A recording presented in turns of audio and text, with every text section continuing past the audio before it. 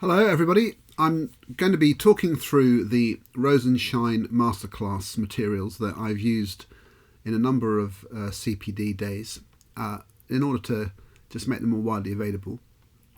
So I'm going to just give an overview of the content and then the slides will be attached to wherever this is, so you can find them, and you might find this useful for your own reflection, but also maybe to use in a CPD session at school. Typically I have a day structure where that looks like that, 3 sessions, and I'm going to try to cover this material in much less time than that, but we'll see how it goes.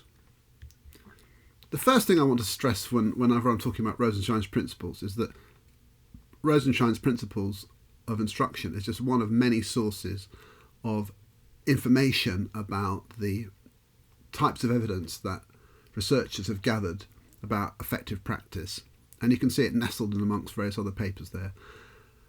And the purpose of reading these things is so that you develop this thing that I call evidence-informed wisdom. The wisdom that you have, that you bring to bear in your lessons, is really mainly derived from your own practice. You see things working in your own lesson, you evaluate them, you know your students, you know your subject, and you're constantly thinking, does this work? Could I do this better? So you develop wisdom through experience if you are a reflective practitioner and you're constantly asking yourself those questions. But it would be odd in a profession which is extensively studied if we didn't also take notice of ideas that come from the science of how students learn, cognitive science, and observational studies about what effective teachers typically do to secure learning. And people like Rosenshine and Graham Nuttall are good at bringing together cognitive science and observation into something which makes sense. So that's what it's all about. It's not about being told what to do, it's about helping you think. I also make a big play about this issue, that what we're after are things that change our habits, things which will influence what we do most lessons, most days, when we're just ourselves and our class and nobody else. And those are the things which we're more likely to work on, and they're also the things that are most likely to have an impact on student outcomes because we do them so often. What we're not interested in is affecting speed camera behaviours, so the things you do when you think you're supposed to be showing somebody else what they think is good practice, and you sort of put on a show for them. And with the best one in the world, some schools do generate a culture where that is what teachers think they're supposed to do. So we've got to be very careful about that. Rosenshine's principles, I think, are an excellent way of focusing on habits because they're such everyday things: questioning, getting students to engage in forms of retrieval, the idea of practice and building fluency. There's nothing sort of gimmicky about these things, and they are habit-forming ideas, I think. One of the things I think is interesting about teachers developing is just how variable we all are, and I think it's worth thinking about the differences that we have, and we're not all trying to be the same. But it's good to know kind of what sorts of issues you might have and the level of confidence you might have and where gaps in your own knowledge might be an issue. Something I like to raise is the issue of self-awareness, that some teachers are superbly self-aware. They think hard about their own practice. They have a good sense of whether they're making an impact or not. And as an observer or a mentor or coach, you don't really have to say much more than encourage them to carry on their own journey of self-improvement. There are other teachers, though, where actually without some help, they're not really aware of where things are going wrong. And I have worked with teachers where their sense of how effective they're being is really at odds with what I'm seeing and what the data is saying and what the work is saying. So that could be, a tricky thing to bridge. Unless someone is really conscious of their need to improve, they typically don't work on that when they're by themselves, and they're less likely to change. So sometimes that's the first thing to discuss is, how do you know how good you are, and are you looking at the right sources of evidence? Rather than just sort of how you feel about yourself. It's kind of, are the students making more progress, and how do you know? Another thing is the thing at the bottom, theory of action. And I do think it's important before we get into what Rosenshine says, that we explore this issue. how do we know how learning works? How do we know whether the things that we're doing in lessons lead to learning? And I have a few examples where I've seen lessons where a pretty poor understanding of teaching and learning has led to some poor practice, and it's the teacher's model. And the examples I use are the one on the left there is a lesson where a teacher had got students to walk around the room collecting information about food groups and writing them in their books. And his model was that by moving around and collecting information, that's actually going to be a way of them remembering it more because of the physical movement. But actually, because there wasn't any cognitive processing going on, they didn't have to actually understand the meaning of any of the information on the sheets. And at a very pragmatic level, they just were collecting a small subset of the total available information into their books. And it soon transpired that they hadn't really learnt very much from it at all. So his idea that by moving around the room, it'll secure deeper learning, actually clearly wasn't working. And it would have been quicker and easier and more efficient if they had just read the sheets sitting down and been asked some questions to consider what the words meant and could they make sense of them in terms of their own prior knowledge. So a bad model of learning there has led to a lesson which wasn't working. And similarly, the lesson on the right, a lesson where some students were asked to make T-shirts highlighting the organs, and they didn't have to do it in a generative way, so they didn't have to actually think of what the words or labels were. They didn't have to explain the function of the organs. They didn't have to know the order in which blood flows through the organs. They just literally were making a T-shirt and labelling it, and most of their thinking was about, am I getting the shape right and have I coloured it in properly? And the teacher's instructions were largely, have you finished it yet? Rather than, have you learnt it yet? So again, simply the task of making a T-shirt doesn't in itself teach you the content of what you're drawing onto it. And again, it's a model of learning which was flawed there. He could easily have made that a lesson where they were learning it if they'd had to prepare, say, to be tested on their T-shirts afterwards and talk it through without notes, or a slightly lower stakes thing than an expensive T-shirt, maybe just been asked to draw out the whole organ system from their knowledge, from memory, showing what they knew. That might have been a more productive learning activity. So this idea of having a good theory isn't just icing on the cake. It's not just a nice thing to have. I find that it's absolutely critical in teachers teaching well that they know the reason why the activities will secure learning. So this is where Rosenshine comes in, and I think it's important when we're doing CPD around a text that people actually do read it. So this is the free PDF which everyone can access, and I find that teachers are often so busy that they haven't read the document even though their trainer has issued it in advance and they say please everybody read it. Very often this just hasn't been possible, so you need to create opportunities in a session to sit together and read sometimes. What I like about this very first page is Rosenshine talks about the sources of evidence that his paper derives from, and part of it is research into cognitive science, some of it is research into what he calls the practices of master teachers, so observing what effective teachers do, and finally research on cognitive supports, so things like thinking aloud, providing students with scaffolds. These are specific interventions. And what he says is very interesting. He says, even though these are three very different bodies of research, there is no conflict at all between the instructional suggestions that come from them. So, what it basically saying is that we should have reasonable confidence that the things he's included in his paper subtitled Research-Based Strategies That All Teachers Should Know are pretty strongly evidenced. But it is only a paper about instructional teaching. It's not a paper about every other aspect of teaching, so it's important to know the limits of Rosenshine's principles. It's not the be-all and end-all, but it is pretty comprehensive and extensive at the same time. So this is the version of the paper that I promote, because I found that these 4 strands, grouping Rosenshine's 10 principles into 4 strands, has been useful to me and useful to people engaging with the ideas. And that's in my book, Rosenshine's Principles in Action. That is the way that I've presented the information. So we're going to look at that a bit later on. But before I go into that, I always think it's worth spending time actually considering the fact that Rosenshine's work overlaps with the work of others.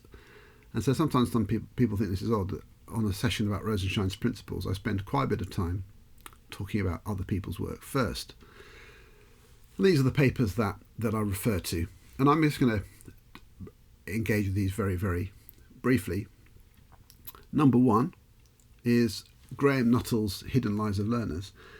And the things I'd like to stress here is that the nature of Nuttall's research, where he was quite forensic in trying to track how learning flowed from the activities in a room to recall and retention later, and his conclusion that activities in a room are not a very good predictor of future learning, because it's possible to do tasks without learning very much from them, even if they're exactly what the teacher asked you to do, because usually it will be because your prior knowledge is not sufficient. And in fact, students' prior knowledge is the biggest indicator, the most closely correlated with future performance. The more you know, the more you can know, and students who already know quite a lot about something are more likely to pick up ideas and make sense of them, relative to the students who don't know very much about something. And that's a variable which teachers can't see. That's a hidden variable. So immediately the conclusion is you've got to think about what the students already know, and you've got to be always thinking maybe they don't know this or maybe they do, and ask yourself the question, have they learnt it, rather than make any assumptions about whether learning has taken place simply because they've completed a task.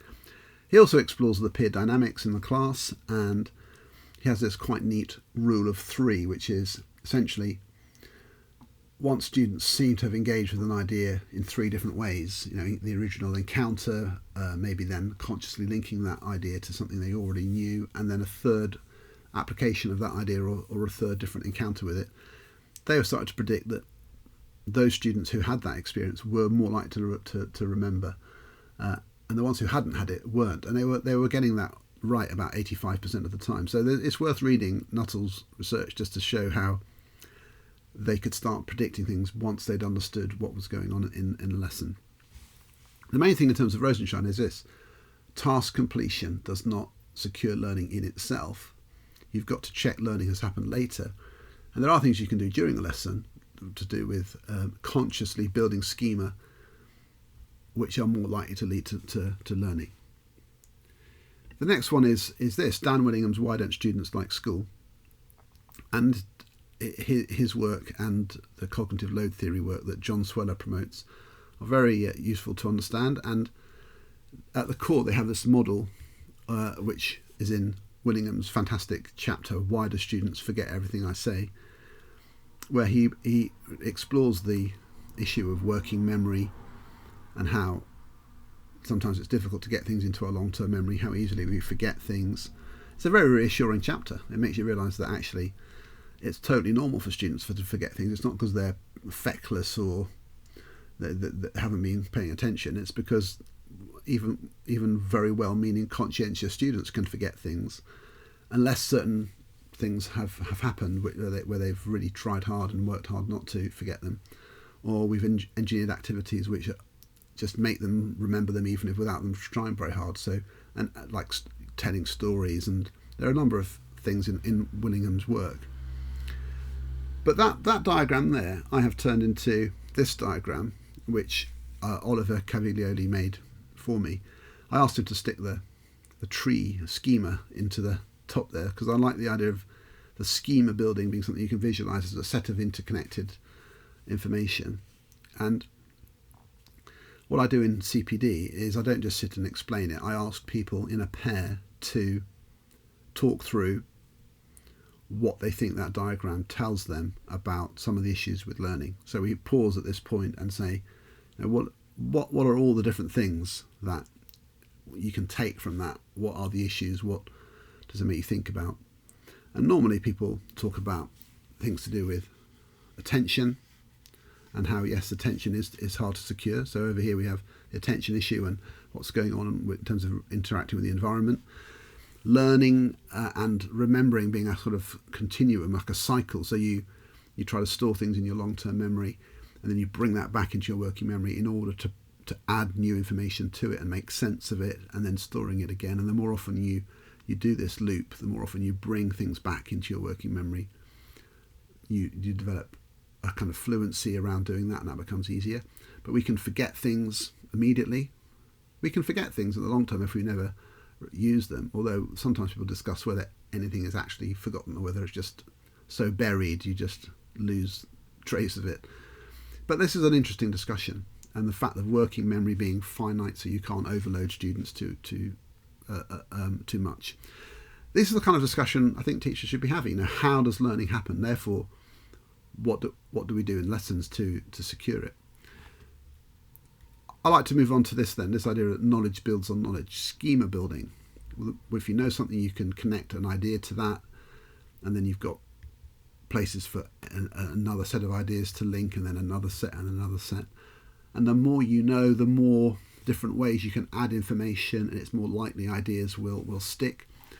And if a student has got a problem with understanding something, it's probably because there's a gap in their schema somewhere. There's a bit of information they don't have, a connection they've not made. And what we have to do is try very hard to make sure students have those bits of knowledge which we're assuming they have. So we have to, in our curriculum thinking, think, well, what am I assuming they know? And then check they do have that knowledge before proceeding. Otherwise, we're just leaving people behind the whole time. I found a very, very useful paper is this one, which is a free PDF. Again, you just can Google it. It came out in 2018. It's a 50-page ebook by Arthur Shimomura, an American cognitive scientist. And his book uses this acronym MARGE. And MARGE basically stands for, what you can see on there, motivate, attend, relate, generate, evaluate. They're all aspects of learning. And they link with Rosenshine's principles really well, I think. So in particular, I think it's interesting to think about this aspect. Relate. If we're building schema, it's actually helpful to front load the schema building business by helping students arrange ideas. And Shimomura talks about the 3 C's of compare, contrast and categorize. So helping students see how ideas are opposites or connected or in groups. And the more you front load that in your explanation, the easier it is for students to start applying their sense to that and absorbing that information and referencing their own prior knowledge and so on, rather than it all coming out in a bit of a jumble. So working out what your own relational models are for information is really useful before you start teaching it, and it makes you focus on sharp categories, sharp contrasts and so on. So that's what he suggests. Relational models can be supported through the way we teach and some of the visuals and so on that we use to do that. This is the core of it, though. He has this idea of learning as a generative activity and then need to evaluate. And this goes in a kind of cycle. So to begin with, you have to understand that whenever you create a version of an idea, so if you're trying to explain something like, why does the light come on when I press a switch, you might have a really deep understanding of electricity and so on, and know how that works. But even then, you're still generating a version of that model fresh every time you produce it. You produce a model of a circuit and electricity coming from somewhere and how the switch works and how a light bulb works. If you're not very certain about that, you're having to work slightly harder to form that model, but you still are generating that each time. So it could be, if I'm remembering, I don't know, the 5 categories of living things, of animals, what the 5 main ones, the vertebrates, what are they? And I'm having to generate that. It could be I'm trying to remember a quote from a play or a poem. It's not just a button you press and that pops out. You have to think about it and generate that information. So learning is generative, and if you don't really know if you know something unless you've generated it from your long-term memory and brought it into your working memory. If you're just reading something that is familiar to you, you can't really tell how well you knew that. You have to sort of close the book and check whether you knew it. And that's where the evaluate comes in. Shimamura says that if we think we're right, we kind of stop trying to learn. We just think, yeah, we've done it now, I'm done. So evaluating the success of your generative work is key. And this is a superb sort of insight into how we need to get students to learn. We need to get them to generate a recall of their own knowledge and then evaluate their own success. And in doing so, you then work out what your own gaps are and where you need to focus your efforts. If you're not aware of your knowledge gaps, you tend to assume you don't have them, and then you just plough on, only to be sort of found out later. But if you're very aware of your knowledge gaps, you're more likely to seek to fill them and pursue a learning process until you've achieved the goal. So knowing what the goals are is also helpful. So a good example of that would be, and I use this in the training, is to look at something concrete like Henry VIII's 6 wives. So let's say you look at that picture there is now generating a generative process for most people looking. It's a schema checking moment there, because you're looking at that image and you think, okay, I know something about Henry VIII's wives, but what do I know? And because there's not much more than some visual stimulus there, you're having to dredge into your brain and think, right, what does that remind me of? Do I know their names? Do I know anything about them? Do I know what happened to them? Do I know their significance in history? Any dates, maybe? All sorts of things. Now, some of you will know a lot about them, and you'll be able to explore a rich schema. Others will not know very much, but you'll be able to do that. So what this is the generative moment. It's just a cue for activating prior knowledge. We can evaluate, for example, do you know their names? We can evaluate how well you did by looking at the answer and going, okay, so everyone in a class can, or in a room, would be able to say, oh gosh, there they are. Gosh, yeah. And you've got this familiarity now. Some people will think, I'm familiar with all of those names. I've seen them all before. It's just that I couldn't produce them. So that you just have a lack of fluency about retrieval. But you have they were in there somewhere. And just by looking at their names, you could now study them and try to see if you can remember them. I could then take them away again and say, well, now try again. Do you know Henry VIII's wives' names? And then check if you got them right. And I like to explore this process with people to see kind of how easy it is to kid yourself just at this stage now when you're looking, to think you're probably going to know them all because there they are, only to find, no, I still can't do it or whatever. But then this is the important bit, and some people will be at this point getting frustrated because, of course, knowing Henry VIII's wives' names is not the reason why we study Henry VIII's wives. What we do is there's a much richer story to tell, and here's some elements of that.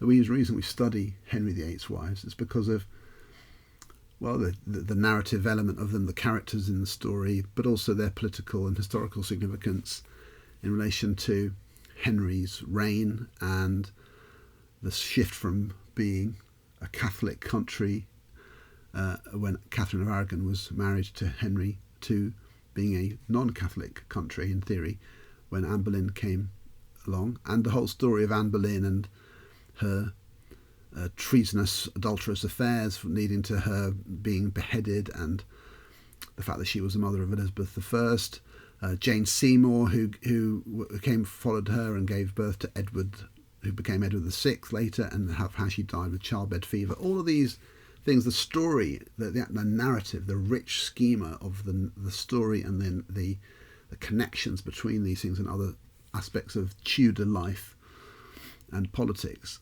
is what we're after, within which the names is almost like a small tiny piece. Once you know who Anne Boleyn was, once you know who Anne of Cleves was, once you know the significance of them, their names are much easier to remember because they have a multiple connections to other things. So this is an example of how schema building, the deep knowledge of something, is the goal always, and sort of shallow knowledge, that simple recall of some of the factual elements of that, help you tell the story, and you're more likely to hold on to those simple factual elements if there's a richness to the way the schema is sort of laid out in the first place. So we've got to be careful that shallow, simple factual knowledge like names of people isn't where you begin. You can still hold on to those things, but we're pitching at the sort of richness, and that's interesting to explore. So that's just one of many examples.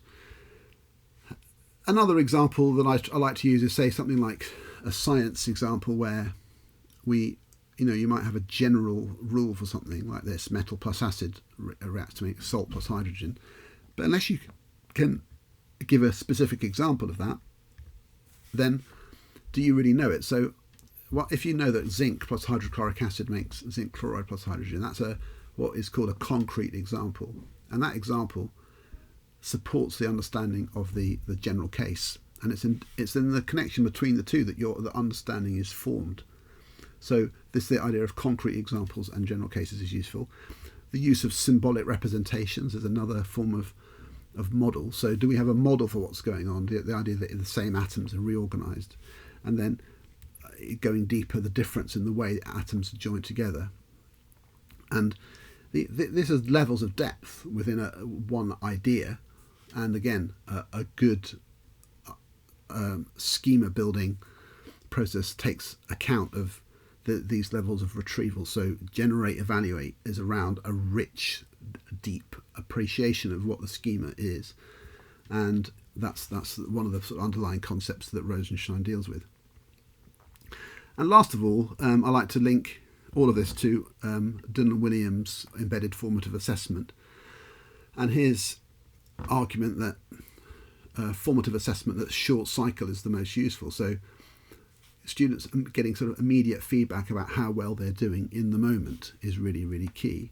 And in his work, he promotes these 5 strategies, which he put together with various other colleagues, but in his embedded formative assessment, he sets them all out.